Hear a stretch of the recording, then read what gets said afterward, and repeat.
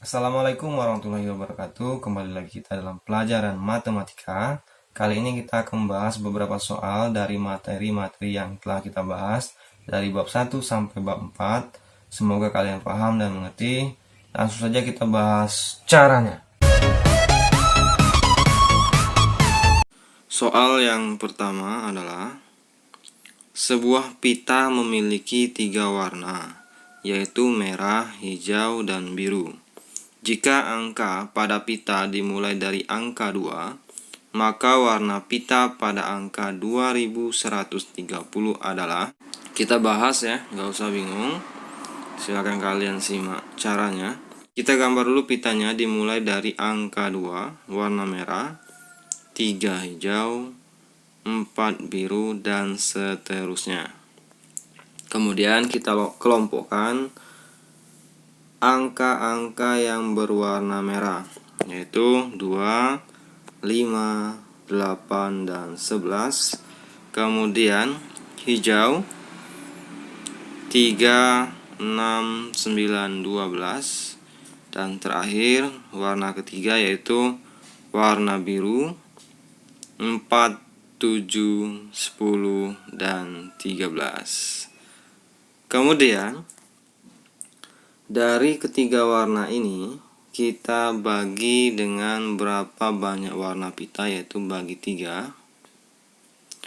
Kalau dibagi 3 untuk warna merah, kita ambil angka yang kedua, bukan angka yang pertama ya. Kita ambil dari angka 5 dibagi 3 itu dapat 1, sisanya 2. Jadi tujuannya kita lihat aja sisanya ya. Kemudian dibagi 3 untuk hijau, kita ambil angka kedua yaitu 6 dibagi 3, sisanya 0. Dan warna biru itu adalah angka 7 dibagi 3, sisanya adalah 1. Jadi kalau sisa 2 itu warna merah, sisa 0 itu warna hijau, dan sisa 1 itu warna biru. Di sini ada pertanyaannya, maka warna pita pada angka 2130 adalah. Maka 2130 ini kita bagi dengan angka 3, karena polanya sama ya, karena warnanya pitanya 3, sama dengan yaitu 710. Sisanya ada nggak? Tidak ada, sisa 0. Jadi kalau sisa 0 kita sesuaikan ke pola yang di atas tadi, maka sisa 0 adalah warna hijau. Jadi kesimpulannya adalah bagian pita bernomor 2130 berwarna hijau. Yang kedua, ini adalah pola bilangan, tapi ini dalam bentuk huruf. Kita bahas ya. Di sini ada pola huruf yaitu A, P, E, Q. Ini bilangan huruf yang harus kita cari, itu 2 buah. Kemudian terakhir adalah M. Sekarang kita analisa. Kalau A ke P itu sangat jauh sekali. Kita coba A ke E. Kalau A ke E artinya itu ada 3 huruf yang dilewati, yaitu B, C, D. Jadi A, B, C, D, E. Jadi B, C, D nya dilewatinya. Artinya untuk menentukan E ke selanjutnya kita lewati 3 huruf berikutnya. Jadi E, F, G, H. Jadi isinya adalah I. Jadi yang kita lewati adalah F, G, H. Jadi 3 huruf. Jadi selanjutnya adalah huruf I. Sudah selesai seperti ini. Kita coba I ke M itu sama I. J, K, L. Jadi ada 3 huruf juga yang dilewati. Jadi benar ini polanya. Selanjutnya adalah P ke Q. P ke Q. Jadi urutannya ini nggak ada yang dilewati. Dia sesuai abjad urutannya. P, Q. Jadi sudah Q apalagi? R. Jadi jawabannya adalah R. Jadi 2 huruf yang dicari adalah huruf I dan R. Kemudian soal yang ketiga adalah garis EF membentuk koordinat titik E 2,3 dan F 2,6. Garis tersebut adalah, maksudnya garis tersebut itu apakah sejajar atau memotong terhadap sumbu pada bidang koordinat. Kita bahas, kita gambar dulu bidang koordinatnya. Ya, ini terpotong 1 2 3 4 yang di bawah ini ya. Kemudian sumbu Y-nya 1 2 3 4 5 6 7. Sekarang kita gambarkan titik E 2,3. Jadi di sini E, jadi X-nya 2, 3-nya Y. Kemudian 2,6 di sini 2,6 ya, 2,6 2,3. Kemudian kita hubungkan dengan sebuah garis kedua titik ini, maka dapat kita lihat bahwa garis EF itu sejajar terhadap sumbu Y. Ya, dia sejajar terhadap sumbu Y. Kalau ini ditarik lagi dia akan memotong. Tapi kalau kita lihat di sini cuman batas ini aja, garis EF aja. Jadi dia yang paling benar adalah sejajar dengan sumbu Y. Soal keempat yaitu, dalam denah sekolahmu terletak di sebelah kanan toko buku.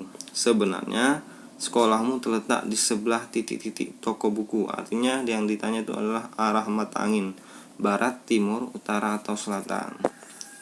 Ini kita gambar dulu arah mata anginnya. Atas utara, bawah selatan, kiri barat, kanan timur. Sekarang kita gambarkan sekolahmu dulu. Oke, ini toko buku ya. Toko buku. Nah, sekolahmu terletak di sebelah kanan toko buku, berarti di sebelah sini. Nah, di sini sebelah kanan kalian ya. Ini toko buku. Kemudian dia sebelah kanannya, berarti di sini. Nah, kita gambarkan nih sekolah kalian. Jadi bisa kita jawab bahwa sekolahmu terletak di sebelah timur toko buku. Nih timur ya. Sebelah kanan adalah timur. Kemudian soal selanjutnya, kelima. Suatu fungsi ditentukan dengan rumus fungsi dalam X sama dengan 2X ditambah 5 jika fungsi A, fungsi dalam A sama dengan 17. Maka nilai A adalah, untuk menjawabnya tolong diperhatiin.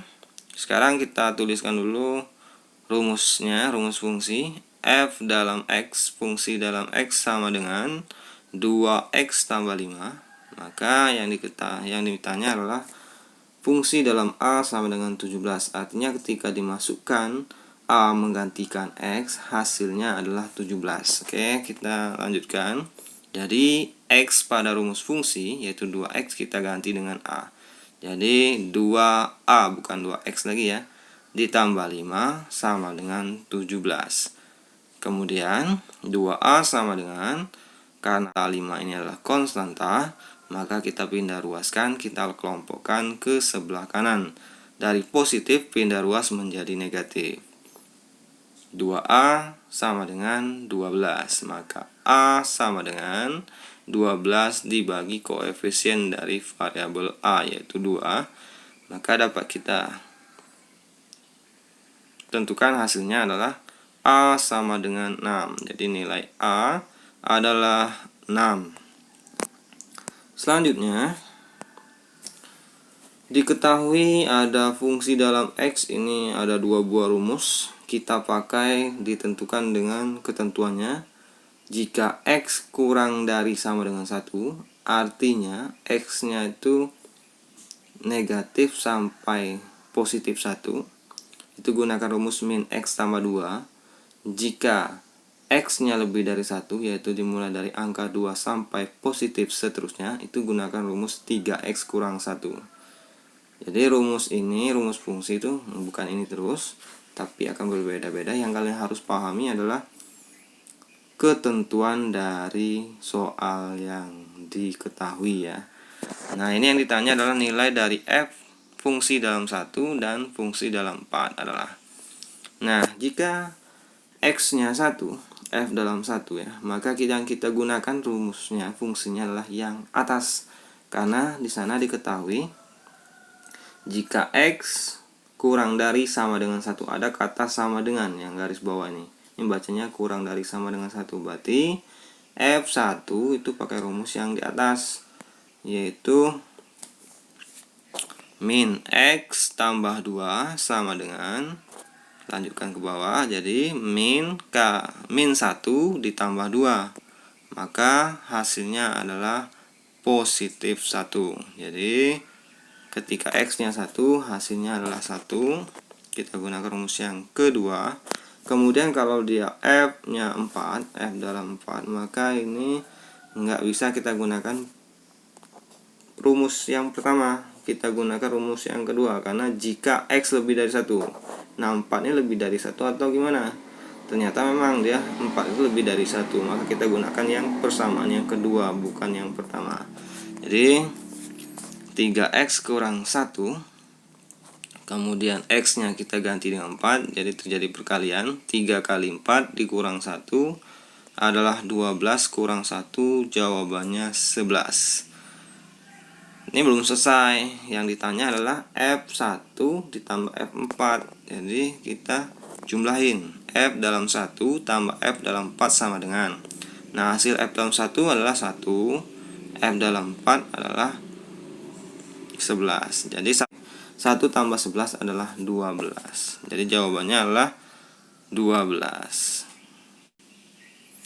Soal yang ketujuh, persamaan garis G dan H berturut-turut, yaitu 5X tambah Y tambah 2 sama dengan 0 dan 5X tambah Y dikurang 8 sama dengan 0. Hubungan garis G dan H adalah, maksudnya hubungan di sini adalah apakah berimpit, sejajar atau tegak lurus. Caranya adalah kita menentukan gradiennya. Yang pertama yaitu 5X tambah Y tambah 2 sama dengan 0. Itu gradiennya adalah M sama dengan min A per B. Jadi M sama dengan A nya adalah koefisien dari variabel X, yaitu 5. Kemudian Y nya ini koefisiennya adalah 1. Jadi min 5 bagi 1, maka gradiennya adalah min 5. Nah selanjutnya persamaan yang kedua adalah sama rumusnya, M sama dengan min A per B, di mana A nya adalah 5, B nya adalah 1. Jadi sama, M nya adalah negatif 5. Kalau kita lihat di sini, kalau dia gradiennya sama, ada dua kemungkinan. Kalau nggak berimpit, dia sejajar. Nah kita lihat lagi pada persamaannya. Jadi karena kedua persamaan memiliki gradien yang sama, min 5, tetapi lihat di sini persamaannya berbeda, ada positif 2, ada negatif 8. Jadi jawabannya ini bukan berimpit, tetapi hubungannya adalah sejajar. Selanjutnya nomor 8. Jika titik K yaitu berada di koordinat 4, min 3 dan titik L koordinatnya min 2,7, maka gradien garis KL adalah gradien melalui dua buah titik. Jadi rumusnya adalah M sama dengan Y kedua dikurang Y pertama sama dengan X kedua dikurang X pertama. Kita tentukan M sama dengan Y2 nya 7, Y1 nya min 3, jadi 7 kurang min 3. Kemudian X nya min 2, X2 nya, dan X1 nya 4, jadi min 2 kurang min 4. M sama dengan 7 tambah 3 karena min kali min. Kemudian min 2 kurang min 4 jadi min 6. Maka jawabannya adalah M sama dengan 10 per min 6. Bisa kita sederhanakan, kalau nggak ada jawabannya ini, kita sederhanakan sama-sama, kita bagi dengan 2, min 5 per 3, itu jawabannya. Jadi gradien garis KL adalah min 5 per 3. Soal terakhir, diketahui persamaan garis di bawah ini Dimana pernyataan yang pertama atau garis yang pertama adalah Y sama dengan 2X kurang 5, dan Y sama dengan 3X kurang 5, dan yang ketiga Y sama dengan 7 dikurang 2X. Berdasarkan persamaan garis tersebut yang melalui titik 3,1 adalah, jadi cara untuk menentukan apakah dia melewati atau tidak, kalian masukkan saja titik 3,1, 3 sebagai X dan 1 sebagai Y ke masing-masing persamaan. Pembahasan. Nah, seperti ini. Y sama dengan 2X kurang 5, maka X-nya 3, jadi Y kita ganti langsung 1, X-nya jadi 2 kali 3 dikurang 5, 6 kurang 5 adalah 1. Jadi benar, jawabannya ini adalah 1 sama dengan 1, maka dia benar, dia melewati titik 3,1. Nah, yang selanjutnya yaitu Y sama dengan 3X kurang 5. Kita masukkan X-nya dengan 3. 3 kali 3 9, kurang 5 4. Jadi nggak sama dengan 1, bukan gitu ya. Ini bukan yang melewati titik 3,1. Jadi ini salah. Yang terakhir adalah 7 kurang 2X.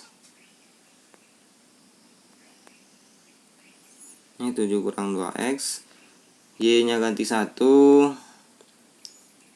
7 tetap 2 kali 3 karena 2X, jadi 7 kurang 6, hasilnya adalah 1. Jadi 1 sama dengan 1. Jadi jawabannya adalah benar. Jadi persamaan garis yang melalui titik 3,1 adalah dua buah persamaan, yaitu persamaan 1 dan 3. Jadi untuk mengerjakan soal seperti ini, kalian masukkan saja yang melalui titiknya. 3,1 berarti X-nya 3, Y-nya 1. Kalau hasilnya ketika dimasukkan X, hasilnya itu sama dengan Y, maka itu adalah yang melalui titik yang diminta. Itu saja pembelajaran kita kali ini. Kita ketemu lagi dengan pembelajaran yang lainnya. Semoga kalian bisa dan mendapatkan nilai yang memuaskan. See you next time. Bye bye. Assalamualaikum warahmatullahi wabarakatuh.